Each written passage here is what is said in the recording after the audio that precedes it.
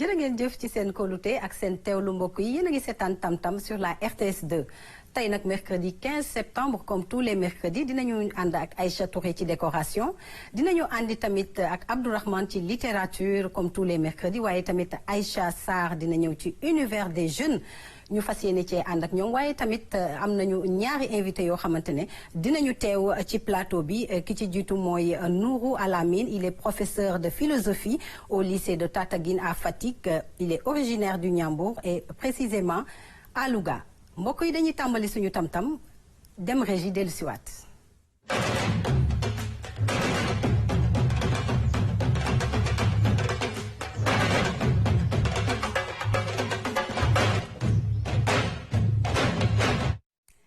Bonjour Aïcha Touré, bonsoir, comment vas-tu ma chère? Bonsoir Rougui, je vais très bien, naka sa bor? Sant yàlla bu baax, naka nga yendoo? Tu relaxes aujourd'hui? Ouais, tey moom comme man moom quand il fait chaud, j'accompagne la chaleur. Quand la chaleur chale, je chale. Ah oui? Oui. Tu l'as montré aujourd'hui. Gis nga. moo tax mën na moon la. maanaam tey ci décoration. waaw tey décoration nag dafa nekk décoration bu spéciale. Abdourahmane bonjour. Ah. décoration bu spéciale waaw décoration bu spéciale lay doon parce que tey dama dem di luxus benn décoration boo xam ne c'est assez spécial il s'agit du wax du wax précisément du wax accessible parce que wax dafa am chaque niveau à son prix te dama dem nag ci marché bi dem wuti ay wuus dafay di wuus wuus en pagne passer des décorations très accessibles mën nga def ci néeg bi def ko ci salle bi dans la chambre des enfants et c'est très très africain même si on sait que wax moomuñu ko mais nous nous sommes appropriés et on est parti au marché Sandaga et puis on a fait un petit reportage dessus.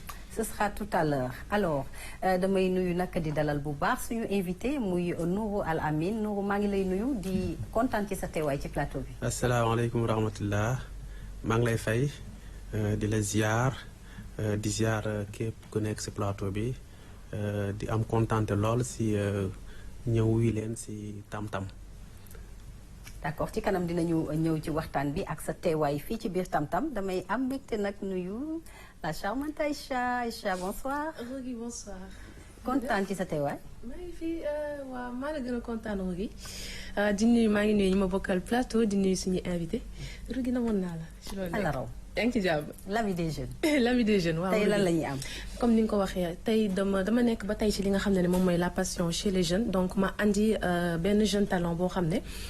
c'est un passionné d'architecture muy def ay œuvres d'art yu doy waar yoo xam ne c'est fait à la main xam naa nag ci kanam incha allah bu ñu gënee xuus dinañ ci xam dara. dinañ ci xam dara ci kanam lay doon alors tout élégant Abdourahmane bonsoir. waaw bonsoir Rougui bonsoir les deux Aïcha. benn Aïcha bi tu as remarqué daf ma daw. donc man de gis naa mu lay tendance. waaw voilà di ma tendance. naan na yaa ngi koy xool. waaw voilà donc di nuyu aussi Nourou Alamine.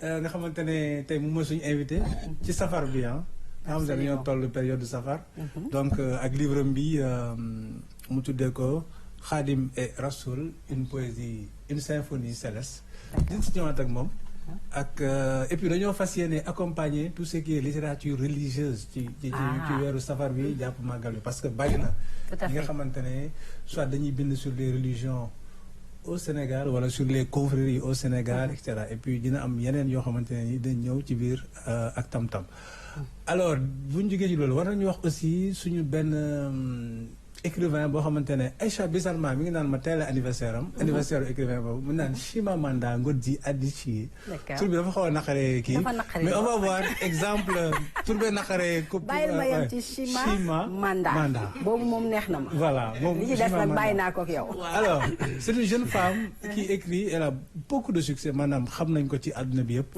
et puis qui engagé tey nag dinañ dem ñu présenter que suñu téléspectateurs yi kan mooy Chimamanda ak mooy liggéey voilà. très bien ci kanam lay doon waaye bu ñu fàtte ne suñu deuxième partie Tam-Tam dinañu am le jeune maquettiste ñu naan ko rek Mohamed Sarr ci kanam lay doon dans la deuxième partie tout de suite on va attaquer avec déco Aïcha Touré tey daal ay housse wax nga ñu indi ñu def ko ay coussin décorer pièces yi ah man de décoration en Ousmane dina war a rafet. waaw day rafet parce que day rehausser charme pièce bi ba pare ça coûte pas cher. surtout da ngay gis benn housse boo xam ne dañ ko ñawal wax def ci fermeture 1500 francs lay jar. da ngay gis housse boo xam ne dañ ci def mousse bu dëgër 3000 francs lay jar. léegi c'est pas évident ak fi ñu toll nii dëkk bi de temps en temps da nga bëgg a nekk ci environnement bu rafet. bu sell mais c'est pas tout le temps qu'on a les moyens d'aller acheter quand même des trucs à 14 000 voire 15 000. léegi housse yooyu marché ngay dem ñawal la ko su fekkee sax desen nga wax sa kër boo xam ne ñawoo ko mën nga ko yóbbu ñawal la ko def ci fermeture éclair def ci sa housse mën nga def dans la chambre des enfants au salon dañuy ñaw nag toutes les formes. mën na nekk coussin décoratif mën na nekk tête d'oreiller.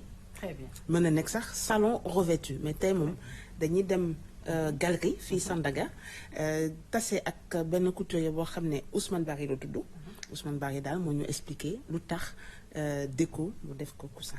lu tax déco mu def ko coussin dañuy dem régie on regarde l'élément et on revient.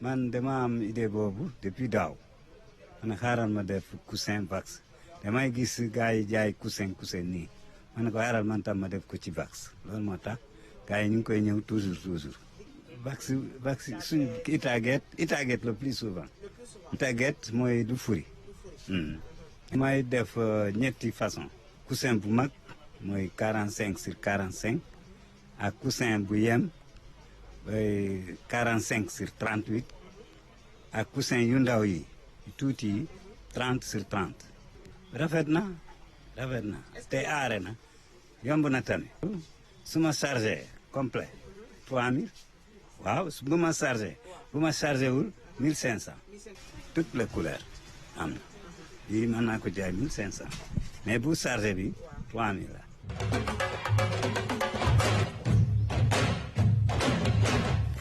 Alors, Aïcha, de petits détails très tendance, mais qui peuvent embellir les pièces. Dina raf taaral néeg bi dina taaral salle waaye tamit véranda yi sax bàyyeetuñu ko ak la chambre des enfants bien sûr et des parents. effectivement Rougui xam nga véranda yaa ngi koy wax c'est un endroit de détente. Tout à fait. et puis quand on dit détente on dit relaxation quand on dit relaxation on dit bien-être. xam nga décoration mooy nekk benn affaire boo xam ne ça accompagne les gens dans le quotidien mais ça vous permet d'être bien. après une soirée de travail journée de travail nga ñibbi sa kër c'est bien d'avoir des éléments agréables léegi Abdourahmane nag mu ngi wax ne am na ci chemise léegi day waa de mën na ko indil ko c'est ça le problème am na ci chemise waaw léegi nag dinaa la expliquer xam nga wax dafa maa ngi koy wax ci introduction bi il y a beaucoup de prix. Ok. Maintenant, wax Itaget bi, c'est une marque parmi tant d'autres, je fais pas de publicité, ça coûte 6 000 francs. D'accord. Et avec 6 000 francs, mën nga ci am sa yére jabar sa coussin. Dégg nga Abdourahmane. Donc soo ci amee chemise, mën nga ci am salon, mën nga ci am coussin. Capiche? Non mais Aïcha. moom li muy wax nuroo la. mais attends Aïcha quoi tu viens rendre visite à Aïcha bien sapé. sol chemise wax. waaw nga ñëw gis ko mu def ko ay. mais ça arrive avec les rideaux.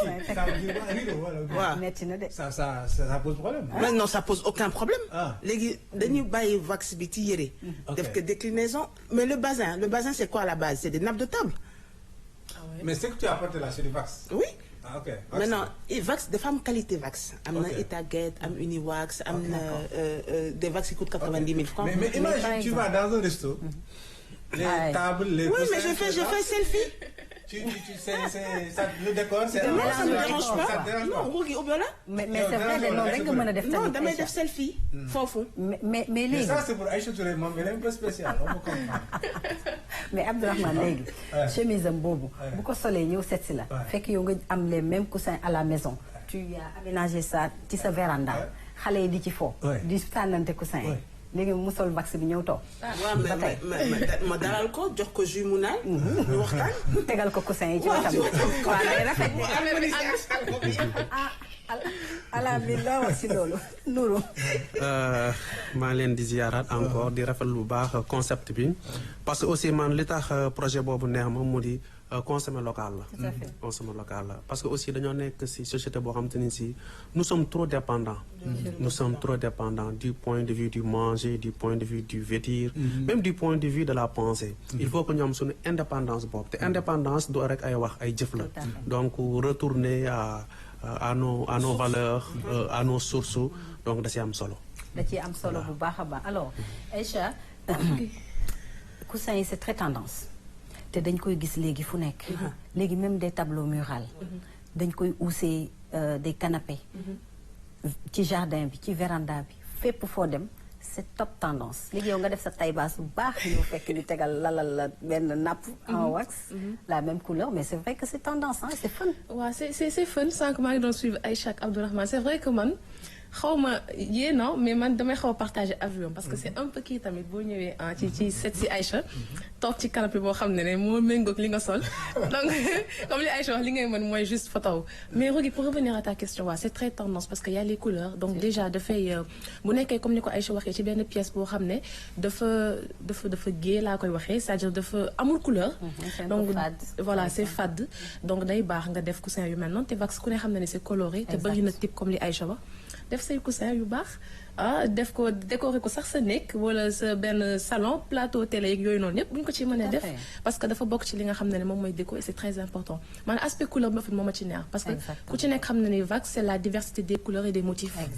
Donc c'est important ñu koy def même bu dul yére di ko def ay base ay coussin ay c'est très africain voilà ay pouf yu demee noonu basket aussi y en a. Ah oui am na basket sagama des colliers donc pour revenir à ce qu'Abdourahmane disait c'est pourtant des tenues des Vax qu'on porte. Exactement. Pourtant man mi j'ai failli porter mon njaxas de Vax hein. Ah oui vous voyez la photo là. Oui, sur le livre. Donc c'est un njaxas de Vax. On appelle ça chez nous. Mais c'est vrai parce que jaxas yi en général sax jaxasu Baye Fall yi dañuy gis yu ci bëri wax la ba léegi sax dañu inventé benn jaxas boo xam ne tu n'as pas besoin de découper différents wax mais ça vient comme ça noonu lañ ko liggéeyee avec plusieurs wax mais ça vient comme ça noonu lañ ko liggéeyee. dañ ko imprimé noonu. Alors aspect bi nga xamante ne mooy aspect économique bi nga xam ne moom lay indi parce que xam nañ ne wax quand même c'est accessible cherul ñu ci mën cee def réaliser loolu lépp.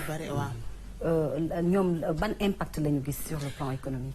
Parce qu'aujourd'hui comme je disais déjà ñii ko defar nañ ci jaay yu bare parce que soo jëlee benn silla mën ko def ay coussin yu bare benn deux dafa nekk lu accessible su fekkee am nga sa kër ay coussin ay housse yoo xam ne dafa yàqu bëgg nga changer vous n'êtes pas obligé de prendre la housse le coussin.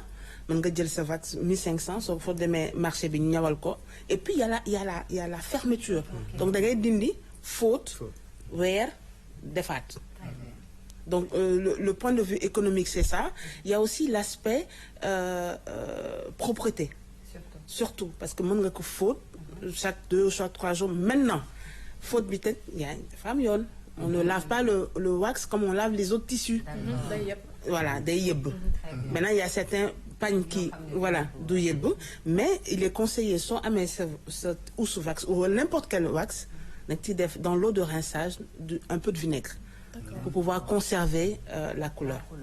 Alors fan lañ ko mën a gën a séntu coussin yi c'est vrai que dina dem ci pièces yëpp ak kër gi yëpp mais ban couleur moo adapté par exemple ci néeg wala ci salle wala ci véranda wala ci chambre des enfants. C'est en fonction des couleurs. Effectivement non c'est en fonction de la peinture. De la forme du lit.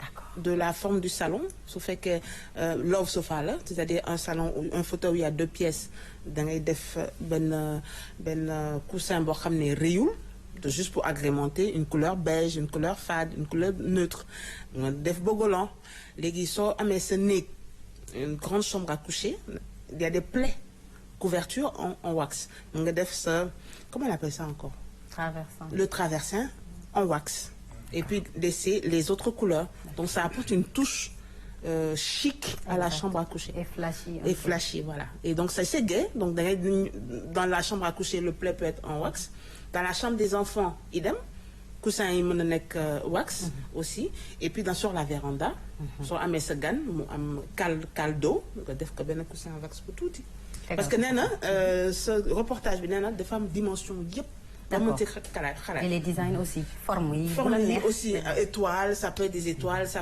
ça dépend d'elle. On se déchaîne avec les coussins en pagne. C'est magnifique. Et pour finir...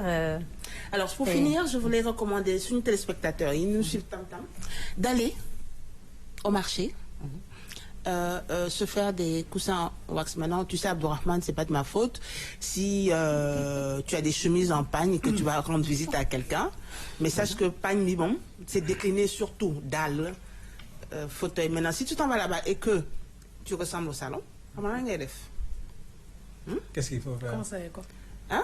Aïcha a dit quelque chose d'intéressant. Il faut choisir des tissus rares. Bien sûr, voilà. C'était pour te taquiner, effectivement. Oui, et puis peut-être ensemble, quoi. Peut-être ensemble. Voilà. Non, mais ce que je vois, au Sénégal, on n'a pas trop l'habitude d'avoir des chemises en pagne. Oui, mais quand même, la tendance, ça change. On commence. Parfois aussi, c'est mélangé avec du lin ou bien du bazin. Voilà, d'un koy patché. Alors, c'était très intéressant. J'espère qu'à la prochaine fois, avec des démonstrations. On va parler de décoration murale. Donc, dañuy dem régie de Luciwat, daal di continuer ak suñu beneen chronique.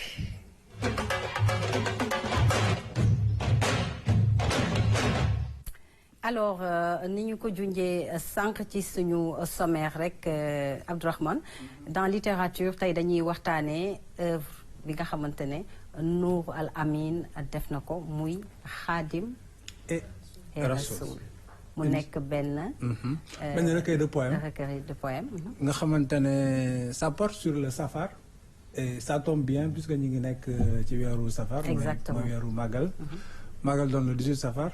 Donc, Nour El Amin, c'est un philosophe, c'est également un écrivain, un poète, et voilà, il vient de publier Khadim et Rassoul. Mais pourquoi généralement, les gens, on a l'habitude de dire Khadim Rassoul, pour parler de Cheikh Ahmadou Bamba, le fondateur du mouridisme. Pourquoi Khadim et Rassoul? Merci Abdourahmane. Merci, belle dame, très ravissante. Bon, on va moi gëm de. Dinañu neex nak buñ ko buñ déggé olofal bi waaw. Def leen compliment ci wolof waaw. Voilà, donc xam naa ni su ma ko waxee si nasaraan mooy gën a neex. waaye dama bëggoon a wax rek ni plateau bi sax dafa poétique. Boo xoolee parce que ñi ngi commencé décor. Et quand on parle de décor, qui parle de décor parle de poésie. Parce que lorsque c'est beau, lorsque ça sonne beau, c'est poétique. Voilà. Donc, bon me poser cette question, pourquoi Khadim et Rassoul, pourquoi le et, ce qu'on appelle une valeur additive. Moi, j'ai préféré mettre Khadim et Rassoul et non pas Khadim Rassoul. Parce que dans cet ouvrage... Est-ce que vous avez Aïcha traduit en wolof? Non, damay wolof. Maa ngi jégalu damay wax. Concept bi. Non, je vais expliquer. Parce que dafa xam ne sama wolof. dafa xaw chic. dafa neex quoi. D'accord. Waaw, maa ngi jégalu bu baax. Donc, Khadim et Rassoul, une symphonie céleste. Pourquoi Khadim et Rassoul? Parce que livre bi dama ko diviser en deux parties. Première partie bi dama woy Khadim mi nga xam te ne si du woy ko dul Rassoul. Khadim mi nga xam si léppam Rassoul la. ba moom si boppam nee na lépp lu mu am si yonent bi alayhi salaatu wasalaam la ko jële nee na dafa bi mu njëkk a tàmbale dafa doon woy yàlla joxoñ ko yonent bi daan na ko tàmbalee si yonent bi doo ko ñëw ci man. Donc su ma amee inspiration bind si Khadim Rassoul bind si yoonu murit il faut ma way Khadim way Rassoul. dara ma permettre ma am Khadim am Rassoul am Khadim Rassoul. Alors dans la première partie nga xam si dama ko tuddee Khadim donc way naa safar. Lan mooy safar ñu bëri dañoo jàpp ni safar moom mooy bis bi nga xam si ni si Ahmadul Khadim jóge na exil bi. Déedéet mooy jour bi muy demee. Jour bi muy dem kon kooku am na clair li philosophie naan claire certitude nga xam se ni si sax dañ koy dàq si philosophie le philosophe n'est sûr de rien. Exactement. Voilà mais Khadim Rassoul moom dafa am claire certitude ni combat bi muy mëne gagné na ko ba pare. te dina dellusi. te dina dellusi. moo tax mu daan ne képp koo xamante ne si sama mbég sa mbég la. bu bis bi dellusee nang ma santal yàlla. donc lii xeetu ibaadaat la xeetu sant yàlla la. ndaxte jaamu yàlla yi dafa bëri. julli am na war a am na aj maaka am na sàkk sarax am na yooyu yëpp xeetu ibaadaat la. maanaam xeetu jaamu yàlla la. waaye cant ak cant dafa bokk si xeetu jaamu yàlla moo tax Sëriñ Tuubaa daan na sama bis bi bu dellusee képp koo xam ne sama mbég mi sa mbég la. nang ma santale suñu borom te ci biir cant googu man dama siy gis la libération du peuple sénégalais. xam nga ñi ngi wax négritude parce que on parle de littérature. On parle de littérature et qui parle de littérature parle de négritude le mouvement de négritude avec Césaire avec Damas nga xam si nee nañ Senghor bien sûr ah. na olof bi ñëw daal dina ma neex. xam nga su ma tàngee rek c'est que su ma tàngee rek nasaraan bi day ñëw. kon nag boo tàngee rek ñu seddal la ndax olof bi ñëw. ah kon ngeen may këpp ndox mu sedd rek. ak Baye Fall moomu sedd. waaye incha allah danaa jéem a dal tuuti. dëgg la mais man am na question moom la bëgg a laaj. parce que duñu nga ko. dëggu. bi ànd ak Baye Fall nga xamante ne day jeex. ci li mu gëm. ak philosophe. ak philosophie nga xamante ne c'est le monde du doute de l'incertitude. waaw question boobu sax dama ko répondre si suba benn plateau avant muy ñëw. nan ngay ma ne xam nga si suba maa ngi doon répondre si benn question. La philosophie Baye Fall et j'ai dama commencé d'abord. dama koy sóoraale. maa ngi commencé d'abord wax lan mooy philosophie. xam nga bala nga wax philosophie Baye Fall il faut nga ñi lay déglu xam lan mooy philosophie. philosophie mooy xeltu ak saytu. esprit critique. luñ la wax nga ne nga xool ba xam ndax mën naa ne ak lan moo tax mu war a ne nga dugal fa sa kàddu xool ndax am naa amul. loolu nag dafa amul si Cheikh Ibra maanaam bu Sëñ Tuubaa digalee bu Sëñ Tuubaa joxee ndigal moom amatul lim siy xool day mel ni Aboubacar Saddeex loo xam si ni daanu jóge si yonent bi alayhi salaatu wasalaam moom dafa ni bu dee si yonent bi du dëggee rek dëgg la il ne cherche pas à voir si c'est vrai ou pas. Baye Fall nag aussi noonu lay demee. moo tax ñu naan murit ndigal. waaw murit ndigal la question c'est Baye Fall nan lay doonee philosophe. Baye Fall nan lay doonee philosophe. waaw mais xam nga bu la neexee tamit. ma daan ne Baye Fall nan lay doonee mécanicien. Baye Fall nan lay doonee journaliste. Baye Fall nan lay doonee leneen. man damay wax aussi j'ai aussi l'habitude de dire ah mais damay am. aussi habitude di wax samay ndong ne leen man yàlla def maa nattu ma leen di jàngal philosophie et je dois le faire dans les règles de l'art waaye nag man philosophie bi ma leen di jàngal sa man gëwuma ko gëwuma ko non pour dire vrai li ma leen di jàngal gëwuma ko Aïcha man Cheikhul Khadim laa gëm philosophie Baye Fall laa gëm waaye nag danaa leen ko jàngal ni mën ko war a jàngal ñu jàpp ko tënk ko parce que sa liggéey la parce que sama liggéey la très bien parce que sama liggéey la waaye nag philosophie ba philosophie jeex man gisuma ko gën a nekk philosophe Cheikhul Khadim gisuma ko gën a nekk philosophe parce que man je suis d'accord Mame Cheikh Ibrahima Fall seulement nag boo andi philosophie pure et dure nga xam ne c'est une réflexion critique nga andi philosophie Baye Fall dafay am une certaine contradiction exactement parce que dans la philosophie Baye Fall c'est la soumission totale exactement ndigal jëfe Aïcha ñëw mais moi je suis d'accord avec suñu invité bi parce que pour moi li mu bind être mouride c'est être philosophe pour moi c'est parce que c'est un mode de vie. Exactement mais quand même il y a une contradiction comme il vient de le dire aussi comme toute philosophie mais comme toute philosophie voilà il y a une contradiction parce que adduna moo mel noonu il y a des contradictions partout maintenant la contradiction est le moteur de l'histoire. Exactement Karl Marx donc maintenant comme dafa différencier parce que ku lire œuvre am ils vont se poser peut-être des questions. Déjà, Khadim et Rassoul. Pourquoi Khadim et Rassoul? Parce que jusqu'à présent, je ne pense pas qu'il ait répondu à la question. Le règle à la bonne poser. Ah d'accord. Lien bi dafay nekk lien boo xam si ni si c'est un peu métaphysique. c'est un peu transcendant et transcendantal. C'est-à-dire que ce lien n'est pas d'ici. Ils se sont connus léegi loolu mën nga ñu koo tekkil ci olof rapidement loolu tekkil ñu ko ci olof. li tax xaadim ak rasul ñi naan xaadim rasul voilà tekkil ñu ko rapidement waaw c'est-à-dire que xam nga Cheikh Ibra su waa ji ndeysaan bi mu ñëwee Sëñ Tuubaa dafa ne ko damaa topp tànk suñu borom ba mu dugal ma sa kër gi damaa bëgg nga àggale ma ca yàlla man waxuma lu rëy Cheikh Ibra wax lu rëy damaa topp tànk yàlla ba mu dugg sa kër gi topp ma lu dul nga àggale ma ca yàlla mais bala nga àggale ci yàlla day fekk nga àgg ca yàlla kon Cheikhul Khadim leneen la Cheikhul Khadim loolooy waral nag Cheikh Ibra yàlla gi mu bëgg mu xam te ni si Serigne Touba rek la ko mën a amee mu ñëw jox ko léppam te jaar na fu ne jaar na fu bari da ko doon wër moo tax ma la du woon fii da ko doon wër na ko sikkum dem bu gisee ni nga toogee ni ngay waxee ni ngay jëfe mu ne sama waajo du defe nii kon il s'était connu quelque part exactement dëgg Aïcha amoon na ay tegtal yoo xam si ni xëy na peut-être sax émission bi naissance yu philosophie di wax xam naa peut-être foofu nga ñu bëgg a jëmee mais man dama bëgg Aïcha dina ñëw mais philosophie mouride ak philosophie philosophie mouride Baye Fall nan la ñu mën a aider dans le changement des comportements dans le développement très bien très bien voilà qu'est-ce que xam nga d'abord damay commencer si da ngeen ma may nag ma développer tuuti ngeen bañ maa dagg xam nga mais nekkoo sa biir classe de fii ay tribunal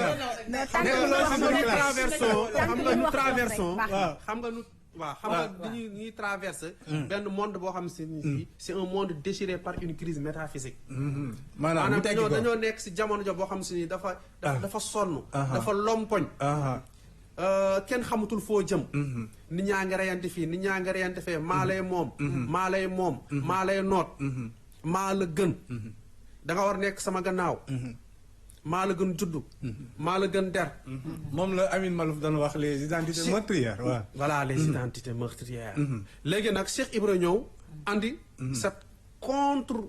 cette contrefaçon d'agir et d'être parce que philosophie Baye Fall c'est une pratique avant d'être un discours pratique la mu ne la c'est un mode de vie c'est un comportement léegi nag bi mu ñëwee lan la wax bi mu ñëwee mode de vie mooy lan moo di dundin nan ngay ki gën si jaami mooy ki leen di jariñ Cheikh Ibra bi mu ñëwee kër Sëñ Tuubaa day soq day dëbb day root lépp lay def yonent day bay ma jox la benn exemple rek si yonante bi nga xamante ne si xista boobu ñëpp xam nañ ko mu di bu ñu bëggee defar benn gàtt ki ne maa koy rend ki ne maay def li ki ne may yonante sallallahu alayhi wasallam daan maay taxani ñu ne ko gën di mindeef yow yàlla def na yaa gën ñëpp toogal mënu mukk du ma ko def képp koo xam se ni si yaa ngi koy liggéeyal kooku yaa ko gën Cheikh Ibra nag bi mu ñëwee daal di andi ñàkk jariñu maa la ko wax da ngay am autosuffisance alimentaire da ngay am liberté da ngay am liberté autonomie financière Cheikh Ibra ay tool la daa bay dafa jiitu woon Sëñ Tuubaa Ndar def culture maraîchère ba am une indépendance financière léegi may ma foofu rek ndaw léegi may ma Aïcha intervenir foofu man sax damaa pare parce que ne woon naa leen bu leen ma dagg may ma Aïcha dugg foofu parce que man ne woon naa leen bu leen ma dagg damaa pare bu leen woon may ma rek philosophie boobu mu nekk dañ koy gis jeunesse bi léegi ñu am ci taxawaay bu am solo ginnaaw nag moom univers des jeunes la def parce que xale yi léegi ñi ngi jëm ci safar ñi ngi ci ay kuréel ñi ngi ci yoonu Tuubaa gi noo gisee cette philosophie juvénile vers le safar. waaw Rougui maa ngi lay remercier bu baax a baax ci question bi alors je dis toujours peut-être xawma lu bari ci ay kilifa diine ak sëriñ yi fi nekkoon yu mel ni ay sëriñ Touba yu demee noonu mais en fait man li ma xam lu bari par exemple lu bari li ma xam ci sëriñ Touba man comme li ngay wax ni ay jeunes ñoo ma ko xamal. say xarit yi ngay àndal. donc man déjà li ma ci gën a neex mooy Pastef bi parce que yaa ngi koy wax sànq dañu am dañu farlu. da ngay gis ñoo xam ne sax 1 semaine 2 semaines avant màggal bi la ñuy dem Touba commencé di bale di defar ak demee da ngay xam ne en fait kenn forcé wu leen ko ñoom ñoo am amour bi donc c'est bien ngay gis loolu parce que ça en fait ça montre que jeunesse bi un peu xale yi ñu ngi bàyyi xel li nga xam ne moom mooy côté religieux parce que c'est vrai que de diine jaamu yàlla la c'est-à-dire du julli mi ngi koy wax sànq du julli woor ak yu demee noonu kese mais ku ci nekk am nga ki nga yaakaar am nga sa sëriñ da nga leen di gis ñoom dañuy farlu surtout fekkee période safar am na ñoo xam ne duñu xaalu sax safar dañuy dem tout le temps di ziyaare di ñaan lok yu demee noonu ma koy gis ci ñu bari donc mu doon ñoo xam ne vraiment c'est très beau à voir man su ma ko gisee à chaque fois je le dis damay naw ñu koy def parce que daf may neex daal ma leen di gis ñu sawar da nga xam ne en fait lu dul fo nekkul seen bopp donc ils sont sérieux ils sont sérieux dans ce qu'ils font am na loo xam ne jàpp maanaam ñu ngi koy fulaal doon na dëgg daal c'est-à-dire à part l'amusement il y a la religion exactement te sax dañuy gis ne ñoom à part spirituel bi dañuy defaraat jikko yi ndax seen toogaay dañuy tarbiw liggéey bi comme ni mu ko waxee léegi murit ndigal te ñàkk jariñu loolu la ñuy wane dañuy dem xel comme ca tool ya di bay boo fa demee jeunes yi nga fay fekk da ngay gis bu ñu ñëwee Dakar mel nu leen neex waaye bu ñu demee ca tool ya nga ne ñii ay jàmbaar dëgg lañ nga ne du ñii ñoo laay taseel Dakar ñu solu mel nu leen neex bu ñu demee ci àll ba ñu xam ne ñii ay taalibe dëgg lañu. xam nga Nourou El Amine philosophe la donc moom xam na ne développement fu mu amee philosophie moo ko la. exactement gis nañu les Chinois avec ce qu'on appelle le confucianisme. Confucius nga xamante ne penseur la woon nga xamante ne. li ma bëggoon laaj mooy est-ce que dans le mouridisme. de façon générale mën nañu ci ko considérer comme une philosophie du développement loolu laa la bëggoon laaj. waaw xam nga njàngalem sëriñ bi. njàngalem sëriñ bi bu fekkoon ne si ñun ñëpp tënku nañ si. d'abord dañu am suñu liberté ba pare. parce que boo amul liberté doo dem fenn. da nga am suñu liberté. liberté de penser parce que sëriñ bi mu ñëwee li mu njëkk a def mooy lan. moo di dafa dagg jéng yi. xam nga bu njëkk bala ngaa mën a nekk nit da ngay takk cravate. costume je n'ai rien contre ceux qui le font et je le fais. je le fais dama sol costume. mais nag dama sol costume ba pare teg sama maxtum wala sama dara. daan ne Serigne Touba li nga xam si aussi yar nañ ci mooy lan mu di himma mooy lan mu di yitte. lépp loo bëgg da nga si doxu xoolal Masaalikul Jinaan ñaata weer lañ ko teg si ñaata milliards. nga xam si ne dafa nekk un architectural. li ci gën a neex Nourou dañuy impacter sur le développement. dañ koy booster dañ koy impacter dañ koy booster. Touba ca kanam. Masalikul Jinaan tey jii murit yi dañuy woote léegi benn mbir. dogu ci sëriñ bi génn wax même pas 15 jours lépp sotti ñu teg ko ci yoon jaarale parce que foofu lu mu la solidarité boobu parce que foofu lu mu la mën a lu nga mën a comprendre foofu mooy lan moo di le sens de l'engagement quand tu t'engages tu vas jusqu'au bout maanaam bu fekkee si yow nee nga murit nga Serigne Touba woote na lépp loo doon def da nga koy bàyyi dem wuy ju ko buñ laajee sa poche nga joxe xoolal Touba sa kanam lan la ñuy laaj gouvernement en fait le développement c'est d'abord soi c'est d'abord so da ngay bay sa wayu tànk. mais doo xaar lépp dernière question nag. ñu jàll ci beneen bi. waaw à l'origine mën nañu wax ne mooy wala dafay dem ba nga xamante ne dafay inspirer. les autres dafay inspirer ñaar. gis nañ ne Massalikul Jinaan bi mu paree. le chef de l'église sénégalaise. saluer l'acte. absolument et ñaan mu inspirer leen pour église yi ñu war a tabax. gis nga safar bi. mais Baye Fall ñoo fi commencé. joxe ndogu. Baye Fall ñoo fi commencé. tout à fait man ren benn jeune dab na ma jox ma ndogu te il n'est même pas musulman. est-ce que comprendre nga donc valeur yooyu. pour man dañ ko war a cultiver. exactement parce que loolu tamit Cheikh Ibrahima dafa am lu mu si waxoon ndogu ma la. voilà mais li bu ko yokk waaw ngeen bàyyi ma daaneel parce que aussi mënumaa bañ a daaneel si Cheikh Ibrahima ndax mooy sama idole. mooy sama man damaa épouser sa philosophie. maa épouser sa philosophie. Cheikh Ibrahima nee na bu fekkee da ngaa bëgg a dab góor yàlla te mënoo ko dab.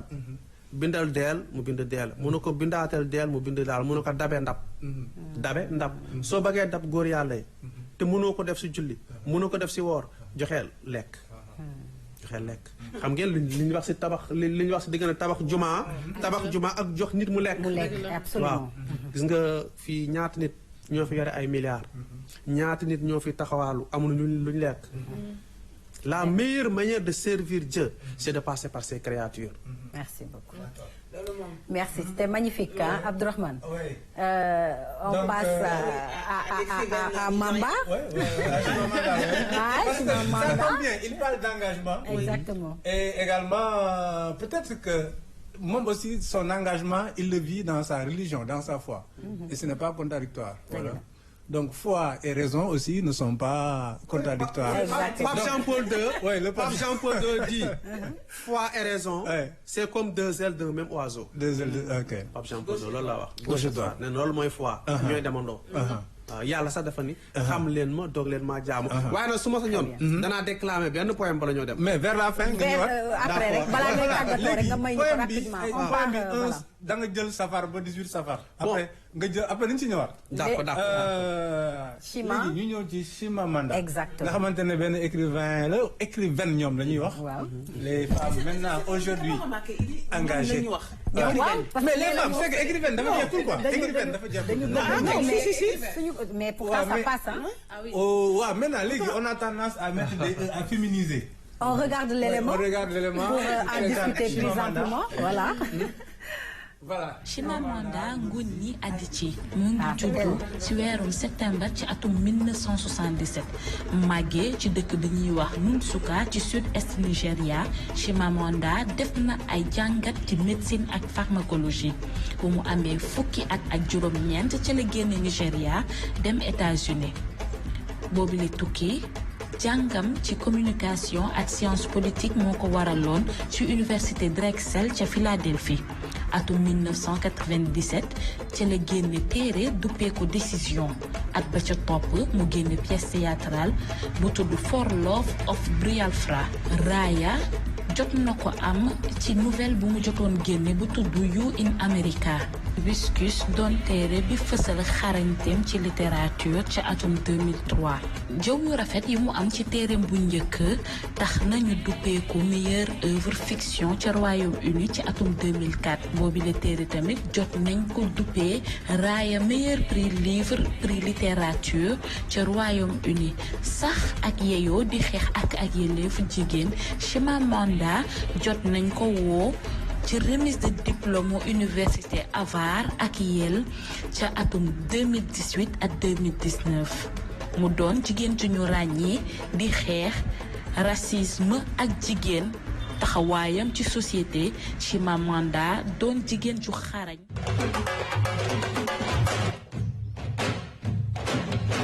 Abdourahmane Chimamanda Ngozi Adichie mu doon benn Nigériane boo xamante ne nii ràññee nañ ko ci littérature aux États-Unis parce que foofu lay dundee mais à la base Nigéria la jógee. Alors moom dafa engagé wu c'est très tendance maintenant aujourd'hui c'est les écrivains di défendre la liberté des femmes, l'Afrique, tout ça, etc. Donc forme d'engagement. Donc pour montrer que ne littérature et engagement ñoo ànd depuis la nuit des temps, comme suñu écrivain bi ñu invité tey qui est engagé dans sa foi. Tout à fait. Nourou El Amine. Alors ñu ngi nekk ci safar. Tout à fait. Et moom chaque jour safar day bind benn poème. Voilà noonu la koy jàppee. Et aujourd'hui ñu ngi nekk ci 7 safar su ma juumul. Donc dañ koy bàyyi mu lire poème bi tudd 7 safar. Voilà. Ouais. Ni tambour, ni trompette, encore moins de kora ou de khalam pour mêler mon quotidien et me parer d'un galam. Safar me suffit, tel se suffit un soufi pour horloger et régler sa vie. Safarien dans la chair et dans l'âme, je vis pompeusement l'opulence d'une jovialité, trame d'une vie arrosant les semences d'un champ de merveilles, danse de vous céleste, loup voyant dans tes grâces tout l'est. Safar, chante-moi Abdul Qadr, d'une voix qui enchante Jailani, par sa safar mélodieux, que soit chanté Djili Baghdad, dont l'imam fait la fierté de l'unanimité de ses pairs. Safar, chante-moi la foi des Moursalat et des Anbiya, d'une voix mélopée pour couvrir d'Abdul Qadr d'éloges, lui, le soufi, chez qui tout souffle est chariatique. Djili, les 11 mois de ton califat durèrent le temps d'un immense chantier, d'une transition miraculeuse pour préparer Al-Salih Al-Kamal as-salih al-kamal. jërëjëf. Vers cette fin j'ai introduit Serigne Saliou. D'accord. ñu ngi lay jaajëfal bu baax a baax di fàttali rek ne bind nga 5 ouvrages bu mujj bi mooy bii di symphonie céleste nekk un recueil de poèmes ñu ngi la ci jaajëfal bu baax ci sa teewaay ci Tam-Tam. En 2020 j'ai remporté un prix international de poésie intitulé Les graines d'artistes du monde entier. Malheureusement avec cette pandémie voilà donc la remise des prix n'a pas eu lieu mais alhamdulilah. alhamdulilah beneen yoon lay doon. maa ngi lay remercier en tout cas bu baax a baax ci sa teewaay ak wuyu si bi nga ñu wuyu si di kontaan tamit ci li nga xamante ne indi nga ko rek. ci yoonu safar gi. jërëjëf alors dañuy dem régie ñu dellu si waat daal di teeru rek suñu deuxième invité Mohamed Sarr lay wuyoo nekk étudiant c'est tout de suite.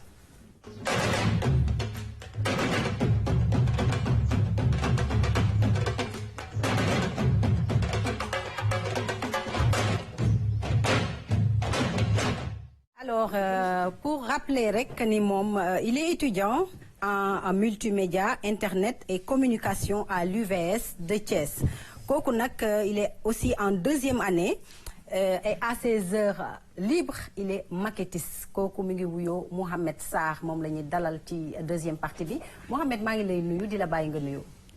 maa ngi leen di delloo ziar bu wér di nuyu nekk si plateau bi ñëpp di kontaan ci émission ci invitation bi. d'accord ci kanam dinañ ñëw ci sa waxtaan waaye laata loolu Aïcha tey univers des jeunes da nga dalal benn jeune boo xam ne étudiant la mais en même temps il est passionné d'architecture ba tax mu nekk un maquettiste. waaw Rougui wax nga ko donc moom mi ngi noonu mooy Mohamed donc c'est un passionné d'architecture il est également étudiant donc il est passionné ci li nga xam ne moom lay def yàgg na nag ci moom. donc kenn jàngalu ko xam naa après dina gën a ñëw ci li nga xam ne moom mooy fi mu jaar ak yu demee noonu mais di wax ni rek que moom li tax sax man ma ne il faut que tey ma invité ko en fait da ngay sentir nag qu'il y a de la passion dans ce qu'il fait séntuwu ci leneen mi ngi jàng mais n'empêche mi ngi koy booleeg li muy def donc xam naa peut-être bu ñuy xoolee élément bi yéen mën a gis li muy def mën cee waxtaan ak kii yu demee noonu incha allah. tout à fait kon dañuy jaaree noonu rek dem régie jëli élément bi dellusiwaat.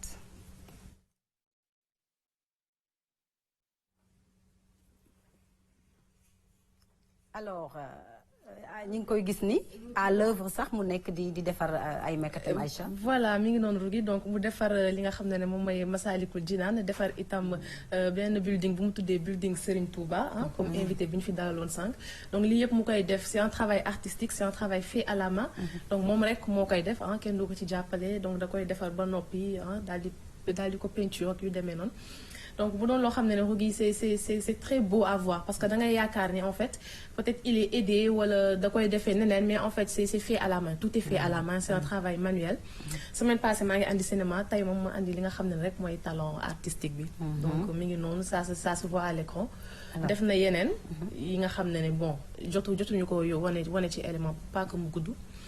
te muy utiliser ay recyclage voilà di def li nga xam ne moom mooy recyclage parce que mi ngi utiliser ay matériaux yoo xam ne c'est à partir de rien ay carton ay verre de la peinture des capsules ak tasses à jeter yi nga xam ne dafa nekk en papier donc yooyu lay utiliser di ko faree ci mbedd bi comme il aime le dire dafay fu jëlee ci mbedd bi utiliser ko pour mu duggaat ci kër yi ngir mu nekk décoration. ngir mu nekk décoration dañ koy bàyyi rek nuyu ko encore une fois di wax Mohamed passion bi fan la jógee. maa leen di nuyuwaat encore une fois di kontaan tamit si invitation bu baax a baax. oui man moom depuis ma amee 9 ans laa xam ne y a quelque chose qui dormait en moi en fait avec les maquettes et tout donc tout le temps dama doon am idée yi te dama xam fan lay jógee. donc dama doon war de recycler donc c'était ça l'idée de recycler donc carton yi sànni si mbedd bi ma koy dem di ko recycler. di ko defal ko ko day delluwaat si biir kër yi. que mu nekk si mbedd bi di polluer mbedd bi wala environnement bi. loolu woon au début donc te comme am naa si don am naa si talent bi je me suis dit pourquoi pas ma kii exercer ko boole ko sama étude te yàqulu ma dara en fait. mi ngi noonu Rougui donc wax na ko donc ça fait très longtemps parce que je pense yaa ngi am 23 ans bi mu amee 9 ans la ko tàmbali sànq maa ngi koy wax donc ay matériaux la xam ne da koy for di ko jëlee ci mbedd bi man li ma ko bëgg a laaj xëy na mooy keroog bi may wax ak yow da nga ma expliquer ni ma matériaux yu bari sax nit ñi yenn saa yi dañ koy jël c'est-à-dire dañuy for ay carton yu demee noonu ñu woo la. Si. ne la kaay nga jël lii ak yooyu. donc mu mel ni en fait dañ la xamee c'est-à-dire dem di wër ci di wër noonu laa ko mën a tuddee di wër ci mbedd bi ay yoo xam ne kenn soxlootu ko. nga koy jël di ko yóbbu sa biir kër di ko defaree loolu ni muy demee. donc loolu moom dama si kontaan en fait parce que damay toog des fois ñu may woo surtout en TikTok bi parce que je suis très suivi là-bas maa si 26 000 cas. Très bien. macha allah je suis très suivi là-bas dañu may woo tout le temps allo met dagal naa carton fii maa ngi Colobane maa ngi Ouest-Foire maa ngi fii tu vois. wala des fois nga toog damay ron suñu koñ booy bari dañuy dajale ay carton ay booy de. dañuy dajale ay carton ñu suñu kër defaral ma. tu vois donc xam nga si nga xam naa maa ngi participer si.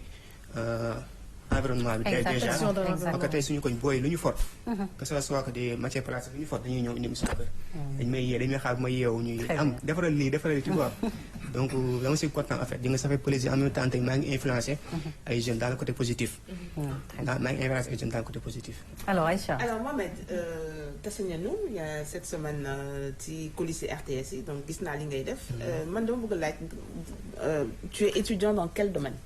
Je suis étudiant en MIC, multimédia, internet et communication. Ah d'accord, parce que vraiment je comprends maintenant le nombre de personnes qui te suivent sur TikTok. Léegi deuxième question pour Rougui rapidement gis naa ni moom photo Thione Seck ci sa maquette. Gis naa aussi que c'est une mosquée que tu as faite. Lu tax Thione Seck et pourquoi une mosquée? Ba tout d'abord Thione Seck man dama koy déglu ba def mu nekkee xale dama ko mos a déglu ay son et musique donc dama ko bëgg en fait bi mu gaañoo laa ko daan hommage benn maquette. par contre maquette jot ma ko yóbbu après si laa ko jaayee donc ma defaat bi moo gën a kii ak maquette yeeg yooyu ma raan ko si hommage quoi en fait. Très bien, c'est magnifique en tout cas. Abdourahmane. mais nan ngay créer affaire da ngay dem nga xool benn architecture wala benn bâtiment bu existé ba pare wala yaa koy concevoir sa bopp nan ngay créer affaire yi. en fait ñu su fekkee benn commande la. damay xool ba di nga photo commande en fait le client lu mu bëgg. mais fekkee ñu ngi sama propre inspiration la comme bii. du ma xool fenn. damay tëdd ma créer dans ma tête su ma yeewoo ma essayé di def te damay def dem di dem sans damay ñëw di defar sans may am inspiration. mais damay dem ba affaire yi. au début parce que am na ñoo xam ne Rougui dañuy utiliser seen passion seen talent pour nii c'est-à-dire pour le simple plaisir. mais yow est-ce que yaa ngi koy jaay wala ndax mi ngi ko dalee di jaay. waaw boo paree kon nga wax ni prix yeeg yooyu ak depuis kañ nga ko commencé jaay parce que man ci TikTok bi laa ko gisee donc dama gis muy def yu rafet ma ne pourquoi pas ma invité ko fi nga xam ne moom mooy tam-tam mais en fait j'avais compris que en fait da nga koy def pour le plaisir di ko teg nit ñi gis ko pour le plaisir des yeux. wala pour décoration. pour décoration. damaa bëgg bii damay jaay entrepreneur commercialisation bi nu mu demee ak fan la jógee pourquoi nga am idée boobu noonu. idée bi moom au début da nga benn passion la woon rek parce que dama doon jël vacances wala moom ay Noël ma toog def ma dara comme booy dañuy demee ay soirée wala ñuy génn sortie et tout mën naa ko def mais rarement. kon doo baal yow. non rarement je le fais pas comme les jeunes d'aujourd'hui tout le temps donc mooy loolu. léegi dama si doon def passion ni defar benn ba mu naaj may ko sama benn tata. wala sama benn tonton wala sama benn am di jàmm ma may ko. mais dama dem ba si biir benn jour ma defar muy bi compte TikTok. si laa defaree benn maquette si photo Abba. lépp si Abba la jógee en fait. d'accord Abba no stress. ma def si photo publier ko ça fàtte naa ko parce que lii moom ça va pas passer parce que Sénégal xamuñu lii. ça ne va pas passer et tout donc ma yeewu ñu ne Abba mu ngi mentionné Instagram Abba mu ngi jël sa numéro. après il m'a appelé contacté après mu mentionné ma partout et ni ngi dem di ma suivre sama page après si laa amee nag espoir. di créer di dem affaire yi nag affaire gars yi di commandé. personnage da ngay créer da ngay xam la inspiration bi du jógee. non comment ça se fait personnage da leen def sous forme de maquette wala photo yi ngay jëlaat. non damay def maquette ba ma jël photo bi. ma def ko si. nga teg ko ci. waaw ma kii leen daal leen hommage. alors d'accord danaan Nourou sax Mohamed. donc mën nañu wax ne yow léegi da nga ko def entrepreneuriat. tu es un jeune entrepreneur ci lii. léegi fan nga toll ci projet bi da nga ko yaa ngi defar yu bari di jaay wala da ngay xaar juste commande. non maa ngi defar yu bëri di jaay en même temps dama ko boole commande am na ñoo xam ne dañuy bëgg seen kër typiquement nga di defal leen ko. ñu teg seen salon. maanaam repli kër gi quoi. waaw la maquette de la maison quoi. ma defar am ñoo xam ne dañuy bëgg décoration comme nii ngis bu rafet bi defar naa si ñaar déjà. am naa si ñaar commande. da ngay bàyyi fii nii. bii pour. non spécial la ñuy am spécial la ñuy am ñun.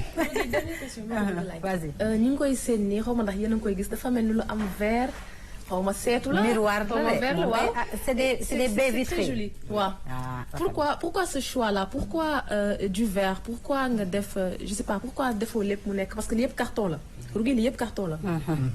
li mu kii ni c'est-à-dire ce qui est doré c'est juste de la peinture. lu weex li tamit c'est de la peinture mais tout est en carton. je pense donc kii bi pourquoi le choix vert bi en fait. man déjà dama osé man. def dama osé. La preuve j'ai vu benn émission tey suba benn jeune bu ñu invité donc aussi il fait des maquettes. c'est grâce à moi. très bien même su fekkee amul benn esprit wax ko ni man la. c'est grâce à moi parce que daf ma contacté en fait. après ma jox ko sama clé yu bari secret yu bari. tout le temps man je dis man moo amul problème boobu. je donne tout parce que damay bëgg di influencer. tamit maa ngi kontaan ma gisee télé. maa kontaan ma xam ne kii sama kii la jaar. kii xam tu vois. tout le temps dama leen naan yéen da leen utiliser ay verres ñu ne ma non verre ma ne non expliquer leen et tout.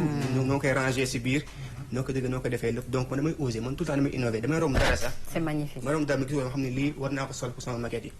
c'est tranchant. c'est magnifique Aïcha.